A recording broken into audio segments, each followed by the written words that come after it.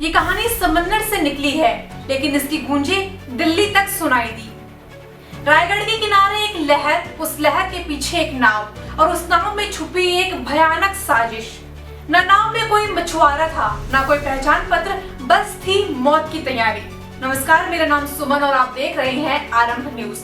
6 जुलाई की सुबह हरिहरेश्वर और श्रीवर्धन बीच के पास मछुआरे की नजर एक अजीब सी नाव पर पड़ी। शुरुआत में सोचा बहकर आई होगी, लेकिन जैसे ही पुलिस पहुंची, दस्तावेज खोले गए और देश का चैन टूट गया। नाव के अंदर थी 3 AK-56 राइफलें, हजारों कारतूस, सैटेलाइट फोन और कुछ ऐसे दस्तावेज जिन्हें देखकर ATS की भी रूह कांप गई। अब सोचिए, क्या ये नाव पिकनिक मनाने आई थी? क्या कोई भूलवश छोड़ गया था हथियारों का जखीरा, या फिर भारत के खिलाफ एक खूनी प्लान का पहला चैप्टर शुरू हो चुका था?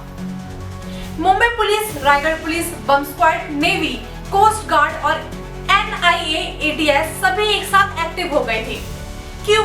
क्योंकि इस घटना ने 2008 के 26/11 हमले की याद ताजा कर दी। उसी तरह समंदर में एक नाव आई थी, उसी तरह AK-47, उसी तरह रेडियो सिग्नल और फिर मुंबई का सबसे बड़ा हमला। तो क्या वो उसी प्लान का एक ट्रेलर था, या फिर कोई नया गिरोह अब भारत को टारगेट कर रहा था? सूत्र कहते हैं ये नाव समुद्र में कई दिनों से बह रही थी। GPS और सैटेलाइट फोन की लोकेशन विदेश तटों की ओर इशारा करती है। क्या पाकिस्तान से जुड़ा कोई कनेक्शन है?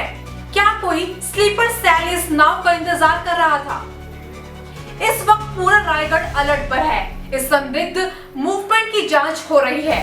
नाव को जब्त कर लिया गया है, हथियारों को फोरेंसिक टेस्ट के लिए भेज दिया गया है। लेकिन सवाल सबके दिमाग में घूम रहा है कि अगर ये नाव 2 दिन और बहती तो क्या होता? क्या हथियारे किनारे पहुंच पाते और हमला होता, या ये नाव किसी आतंकी ऑपरेशन का हिस्सा थी जो बीच समंदर में फ्लॉप हो गई? जो भी हो, समंदर में उठ रही ये लहर अब थम नहीं रही। ये सवाल बन गई है देश की सुरक्षा पर और हमारे नींद पर।